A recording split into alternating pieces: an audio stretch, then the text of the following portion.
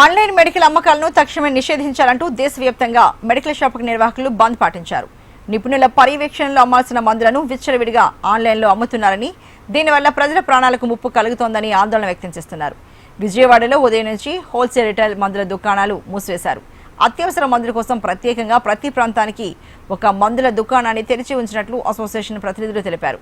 దీనిపై మరింత సమాచారాన్ని మా ప్రతినిధి శ్యామ్ కుమార్ అందిస్తారు. ఆన్లైన్లో మందుల అమ్మకాలు నిషేధించాలంటూ కూడా ఈరోజు దేశవ్యాప్తంగా కూడా ఒకరోజు సమ్మెకు మందుల షాపులు దుకాణ యజమానులు కూడా పిలుపునిచ్చారు. ముఖ్యంగా చూసుకున్నట్లయితే ఆ దేశవ్యాప్తంగా ఇటీవల కాలంలో ఈ ఆన్లైన్ అమ్మకాలు అన్నిటి పెరిగినాయి. దీని ద్వారా కూడా వీళ్ళకి నష్టాలు వస్తున్నాయనేది ఈ నేపథ్యం. దీనికి సంబంధించి కూడా విజయవాడలో ఈరోజు తెల్లవారుజాము నుంచి కూడా మొత్తం కృష్ణా జిల్లా వ్యాప్తంగా ఉన్న మందుల షాపులన్నీ కూడా మూసివేశారు. Krishna district chemist traders association వీళ్ళందరూ కూడా సంయుక్తంగా కూడా ఈ ధర్నాలు అయితే పాల్గొన్నారు. దీనికి సంబంధించి ప్రధానమైన డిమాండ్లు ఏంటో ప్రస్తుతం వాళ్ళని అడిగి తెలుసుకుందాం. చెప్పండి, ఈరోజు ప్రధానమైన ఏంటి, మీకు ఆన్లైన్ అమ్మకాల వలన కలిగే నష్టాలు ఏంటి?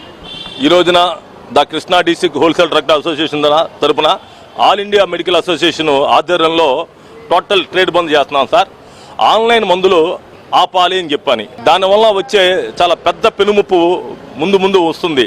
ఎందుకంటే వాళ్ళు ప్రిస్క్రిప్షన్ది సరైన ప్రిస్క్రిప్షన్ అవునా కాదా తెలియకుండా వాళ్ళు ఆన్లైన్లో మందులు ఇవ్వడం. రెండు, కొన్ని వ్యాక్సిన్ లాంటి మెడిసిన్స్కి తగ్గ కోల్డ్ స్టోరేజ్ లేకుండా వాడు ఆన్లైన్లో సప్లై చేయటం. అలాగే కొంతమంది నార్కోటిక్ డ్రగ్స్ అని ఉంటాయి దీనిలో, అంటే మత్తుకు సంబంధించిన డ్రగ్స్. ఆ డ్రగ్స్ వాళ్ళు ప్రిస్క్రిప్షన్ లేకుండా ఆన్లైన్ ద్వారా పంపించడం.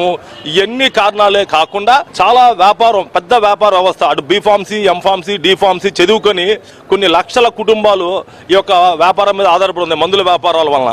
ఈ ఆన్లైన్ అనేది ఎక్కడో బడాబాబులు ఒక్కరిద్దరు చేతుల్లో ఉండి కింద వీళ్ళ దగ్గర ఉన్న సిఎండ్ఎఫ్లు కానీ, డిపోలు కానీ, రిటైల్ కానీ, హోల్సేల్ కానీ ఇవన్నీ కూడా రేపు రాబోయే రోజుల్లో కనుమరుగైపోయే అవకాశం ఉంది. కాబట్టి మేము ఒకే ఒకటి చెప్తున్నాము, అటు ప్రజలకి ఇటు ప్రభుత్వానికి కూడా మంచి జరగాలంటే ఇటు ఆన్లైన్ వ్యవస్థని ఆఫ్ చేయాలని మేము కోరుకుంటాం.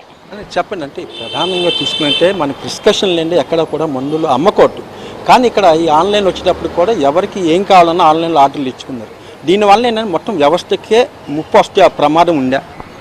జై కెమిస్ట్, జై జై కెమిస్ట్. ఈ రోజు భారతదేశ వ్యాప్తంగా మొత్తం టోటల్ మెడికల్ షాపులు 12 లక్షల మెడికల్ షాపులు రిటైల్ గానీ హోల్సేల్ గానీ టోటల్ బంద్. ఇంత ఉధృతంగా బంద్ చేయడానికి కారణం ఏంటంటే మెడిసిన్ అనేది చదువుకున్న వాళ్ళ పర్యవేక్షణలో ప్రిస్క్రిప్షన్ చదివి పేషెంట్కి ఇచ్చి ఏది ఎలా వాడాలి, ఎన్ని పూట వాడాలి, దేంతో వాడాలి అని చెప్పాల్సిన చట్టం ఉంది.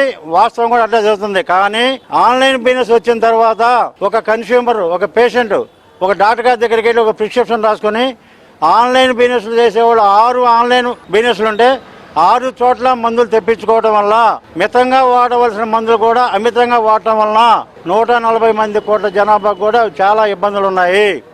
మెడికల్ యాక్ట్ ప్రకారం రిటైల్ షాపులో ఫార్మసిస్ట్ లేకపోతే డ్రగ్ డిపార్ట్మెంట్ వాళ్ళు కేసు పెడతారు. మరి ఆన్లైన్ బిజినెస్ చేసే వాళ్ళ దగ్గర ఏ ఫార్మసిస్ట్ పర్యవేక్షణలో అమ్మకం జరుగుతుంది. దీనివలన మత్తు మందుల వాడకం విపరీతంగా పెరుగుతుంది. అదే కాదు, 12 లక్షల కుటుంబాలంటే కుటుంబానికి 12 లక్షల మెడికల్ షాపులు అంటే ఒక షాపుకు 10 మంది ఎంప్లాయీస్ వేసుకున్నా సరే 1 కోటి చిల్లర మందికి ఇక్కడ జీవితం బతకడానికి అవకాశం లేకుండా, జీతాలు లేకుండా, లాభాలు లేకుండా నష్టపోయే అవకాశం ఉంది.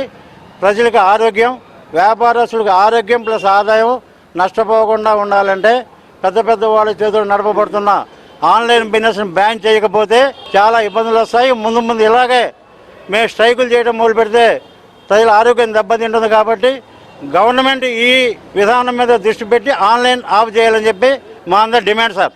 అంటే ప్రధానంగా ఈరోజు చూసుకున్నట్లయితే అంటే ముఖ్యంగా మందులు చాలా అవసరం. అంటే దీని ప్రత్యామ్నాయంగా ఏమైనా మీరు అసోసియేషన్ చూపించారా? గత 15 రోజుల నుంచి ప్రతి సెంటర్కి కూడా ఒక షాపును ఓపెన్ చేసి ముందుగా ప్రజలకు కూడా మీకు కావాల్సిన ఎమర్జెన్సీ మెడిసిన్స్, అంటే అటు డయాబెటిక్ కానీ, కార్డియాక్ కానీ, న్యూరో కానీ, డయాలసిస్ కానీ దేనికి సంబంధించిన మెడిసిన్స్ కూడా మేము అందుబాటులో ఉంచామండి.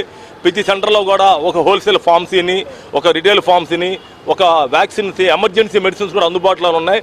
ఇక్కడ ఏ ప్రజలకు కూడా ఇబ్బంది లేకుండా మెడిసిన్లు అందుబాటులో ఉన్నాయి.